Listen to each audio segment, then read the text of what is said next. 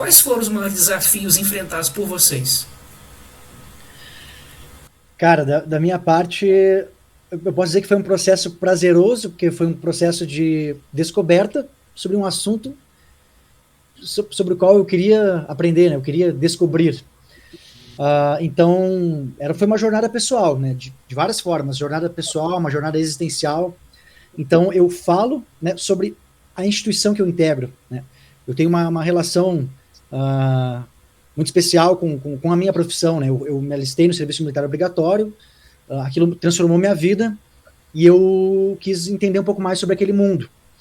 E eu percebia que a visão que eu tinha no interior deste mundo, ela destoava um pouco da forma como este mundo era descrito lá fora. Então, a forma como a gente estuda o exército, por exemplo, na faculdade de história, não era aquilo exatamente que eu via dentro do exército, né? Então, acho que isso foi os primeiros impulsos assim para querer ir atrás, né, da minha própria pesquisa, do próprio conhecimento, enfim. Desafios, né? Durante a minha jornada de estudo, né, uma jornada de pesquisa, a gente sabe, é uma fonte leva a outra, que leva a outra, que leva a outra.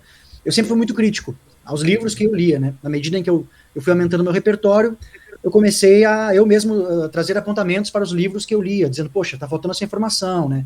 Então peguei lá, sei lá, a História do Brasil do Boris Fausto, né, o recorte que ele faz ali do regime militar, eu mencionava ali, fazia minhas anotações, ó, tá faltando mencionar isso, não, isso aqui aconteceu, beleza, mas isso. Então, e isso começou a acontecer, né, na medida que eu pegava um livro e pegava outro livro, e eu percebia que sempre faltava alguma informação. Né, e quando chegou a minha vez de escrever, e aí por isso que eu falo, né, respondendo a pergunta sobre o desafio, eu me dei conta que eu precisei fazer a mesma coisa. Né, eu me dei conta que um pesquisador, um historiador, na hora que ele vai sintetizar o conhecimento para poder repassar para o leitor, ele precisa fazer as suas escolhas. E essas escolhas, para mim, foram os maiores desafios. Porque foi pela primeira vez que eu me deparei com uma realidade que eu tanto relutei a aceitar, que é o fato de que não existe história imparcial. Embora eu já tenha recebido esse feedback a respeito do meu livro, né? Então, algumas pessoas que leram disseram, pô, teu trabalho está imparcial. Eu não tenho condições de afirmar isso, né? Porque eu precisei fazer escolhas, eu precisei enfatizar alguns aspectos em detrimento de outros. Agora, o que eu procurei fazer, e eu tento deixar isso bem claro para o leitor já na apresentação, é que eu estabeleci um critério, né?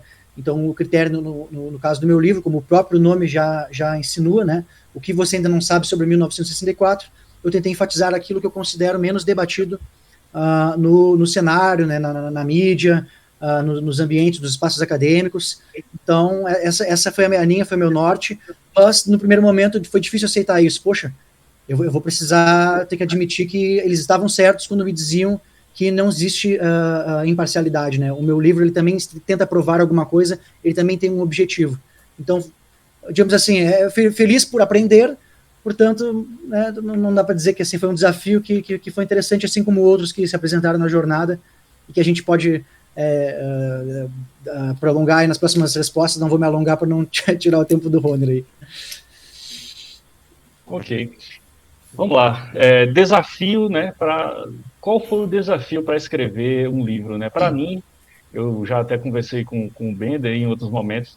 Para mim, o grande desafio de escrever um livro é você ter tempo. Então, assim, o tempo, né?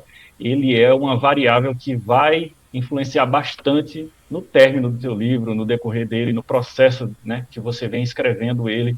Então, por exemplo, no meu caso, eu comecei a escrever ele no comecinho de 2022 e só fui terminar ele na metade de 2024, ou seja, foram 2 anos e meio. O que faltou? Faltou ideia? Não, não faltou ideia. Inclusive, eu comecei o meu livro a partir dos capítulos, né? Eu já tinha os capítulos em mente, falei, ó, vou falar sobre isso, vou falar sobre aquilo, vou falar sobre aquilo, então eu tinha capítulos em mente, né, de como é que eu ia escrever, né? Ou seja, o esqueleto do meu livro, ele sempre esteve montado.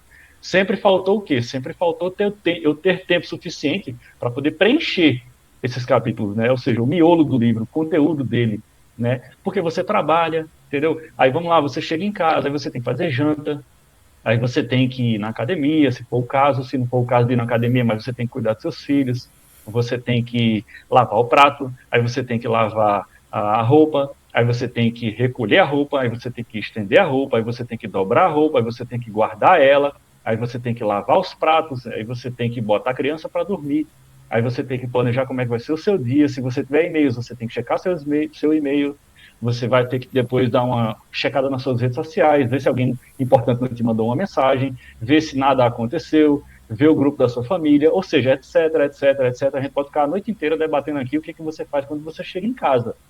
Então, assim, em que momento desse meio tempo você vai tirar para começar a escrever? Então, você imagina que se as pessoas elas têm imensa dificuldade em começar a ler alguma coisa, se as pessoas têm dificuldade em achar um tempo que seja 30 minutos, 20 minutos para ler, você imagine tirar um tempo para ler e depois você escrever, entendeu? Então, assim, é difícil. Aí você vai pegar o quê? Pegar momentos como férias, pegar momentos como uma folga, pegar momentos como um sábado, tirar uma madrugada de sábado para domingo, para você poder escrever. Então, para mim, o grande fator que determinou a demora no meu livro, por exemplo, o processo de escrita foi o tempo. Se você tem tempo suficiente, você acaba escrevendo até mais.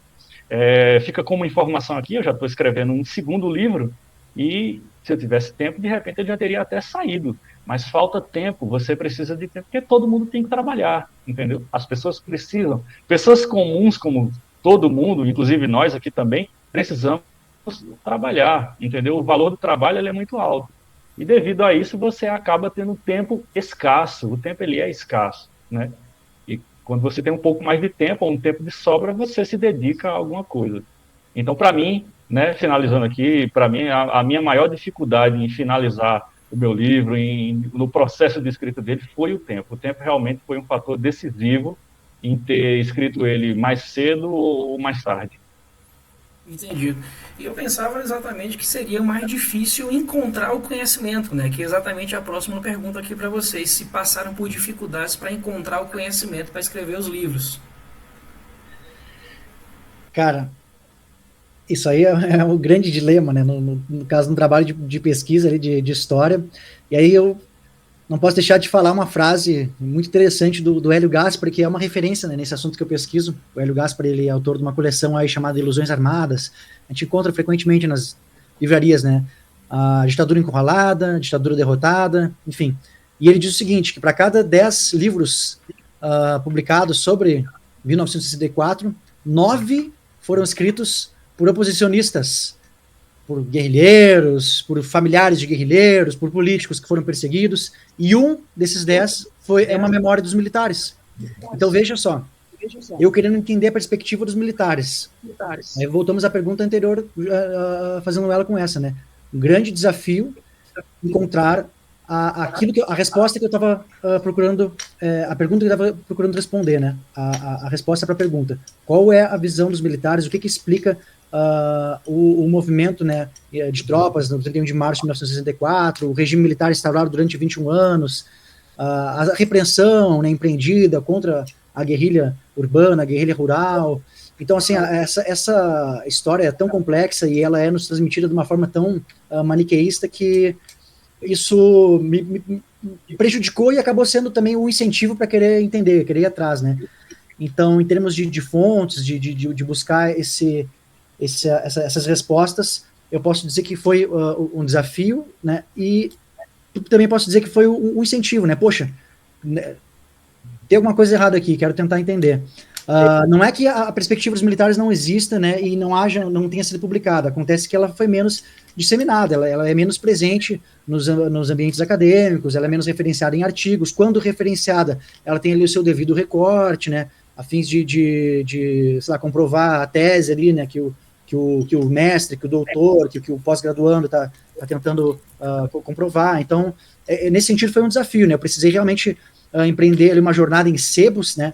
Então, eu busquei fontes que já não estão mais no mercado editorial, livros realmente caindo aos pedaços, assim, para utilizar uma expressão mais chula, caros, né? Porque são raros e desgastados, capa amarela, caindo página. Eu fui nesse tipo de material para buscar as respostas que eu queria. E então essa foi a busca pelo conhecimento. Foi maravilhosa, porque acredito que eu encontrei as respostas, mas foi desafiante e, em certa medida, desgastante pelos motivos que o Roner acabou de elencar, né? A falta de tempo, nós não trabalhamos com isso, não recebemos os salários derivados dessa pesquisa, desse trabalho que é o que nos motiva, né? Que mexe com a nossa alma. Isso é tudo feito em momento de lazer, com os filhos brincando ao redor.